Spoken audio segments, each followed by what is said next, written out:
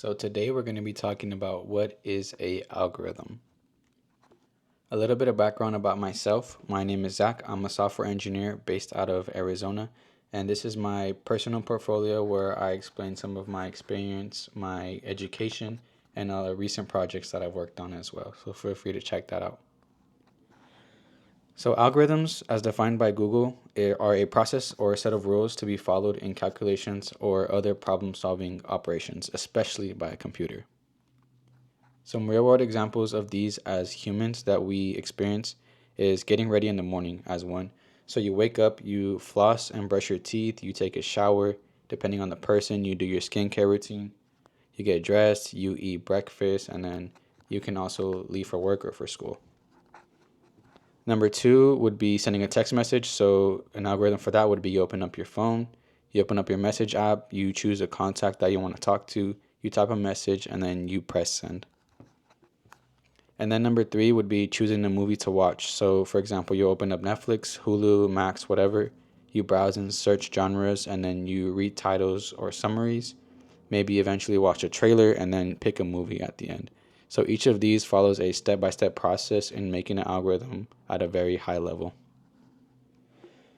So, in computer science, we define algorithms in four ways. First things first is we get our input data. The algorithm starts with initial data, which could be numbers, words, or any type of information that's needed to perform your desired task. And then we do process. We process the input data that's passed through. It passes through a series of steps or rules that are part of that algorithm that you're building. And then we apply logic and ruling. So the steps and rules are defined how the data is manipulated and transformed. This can involve calculations, comparisons, or any other operations that you want to define. And then finally, we have our output. So the processed data is now transformed by the algorithm's logic, and we produce it as an output. And whatever that is, it's the result of the outcome that we expect from the algorithm's execution. And so finding good algorithms and knowing when to apply them will allow you to write interesting and important programs. So let's take a look at some famous algorithms out there today. So Google. Google uses a PageRank algorithm, and PageRank is like a voting system for websites. Pages that get more votes show up higher in the search engine. Uber and Lyft use Dijkstra's algorithm. Dijkstra's algorithm is a way for a computer to find the shortest path between 2 points on a map. And it's a way to go from point A to point B with the least travel time or the shortest distance, eventually saving you fuel and time. Looking at Netflix, Netflix has collaborative filtering, so it's like their recommendation algorithm. They see what shows and movie you finished, what shows that you like or dislike, and then what you rewatch for the millionth time. And it recommends shows that are similar users are using but you haven't seen yet.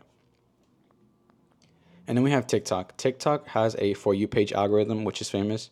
It watches what you like, what you comment, what you watch all the way through, what you skip or scroll past quickly, what you search for, and it also looks for video details like hashtags, music, sounds, captions, and the effects that are used on those videos. So diving into this, what makes a good algorithm? We have correctness. Does it solve the problem correctly and accurately? It must produce the right output for all your valid inputs. So one example is a sorting algorithm.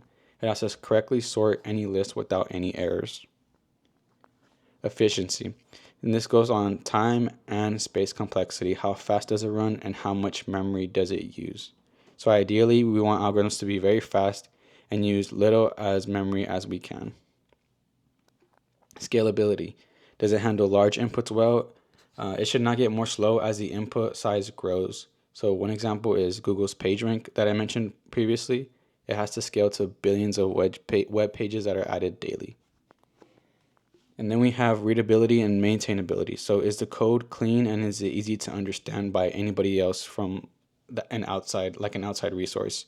So well-structured algorithms are easier to debug and improve if you write it clean and you make it easier to understand.